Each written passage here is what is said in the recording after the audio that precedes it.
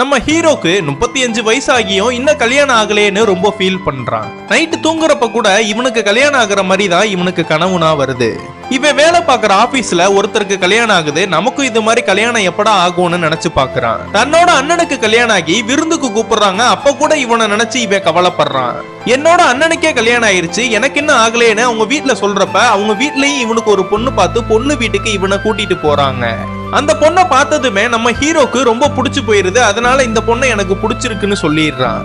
ஆனா அந்த பொண்ணுக்கு நம்ம ஹீரோவை சுத்தமா பிடிக்கல. இவன் ரொம்ப குள்ளமா இருக்கான்னு அவங்க வீட்டுல சொல்லிட்டு இருக்கான். அதையும் இவன் வெளியில நின்னு கேட்டுறான். இதெல்லாம் கேட்ட இவன் ரொம்ப கஷ்டப்பட்டு அந்த இடத்த விட்டும் கிளம்புறான். அந்த பொண்ணு ஒரு நாள் நம்ம ஹீரோவை மீட் பண்ணி மன்னிப்புனா கேக்குறா. நான் ஆக்சுவலா வேற ஒரு பையனை லவ் பண்றேன், அதனாலதான் உங்களை வேணான்னு சொன்னேன், மத்தபடி எந்த காரணமும் இல்லைன்னு சொல்றா.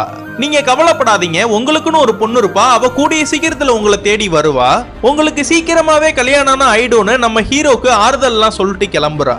அந்த பொண்ணு சொன்ன மாதிரியே அந்த ஊர்லயே இருக்கிற ஒரு பொண்ணு நம்ம ஹீரோவை ஒன் சைடா லவ் பண்ணிட்டு வந்திருப்பா. ஹீரோவோட படத்தை நல்லா அழகா வரைஞ்சிட்டு அவன் அங்கிட்டு இங்கிட்டு போறப்ப அவனை நல்லா பார்த்து ரசிச்சுட்டு அவனையே உண்மையா ஒன் சைடா லவ் பண்ணிட்டு வந்திருப்பா. ஒரு நாள் இவ வரைஞ்ச டிராயிங்கே நம்ம ஹீரோவோட ஃப்ரெண்டு கண்ணுல மாட்டுது. அதுக்கப்புறம் நம்ம ஹீரோவும் அந்த பொண்ணை மீட் பண்ணி ரெண்டு பேருமே லவ் பண்ண ஸ்டார்ட் பண்றாங்க. இவங்க ரெண்டு பேரும் லவ் பண்ணி வெளியில சுத்துறத அந்த பொண்ணோட அப்பா பாத்துடுறாரு. அந்த பொண்ணு இந்த பையன் இல்லனா நான் உயிரோட இருக்க மாட்டேன்னு தூக்கு மாட்டிக்கிற அளவுக்கு போயிடுறா.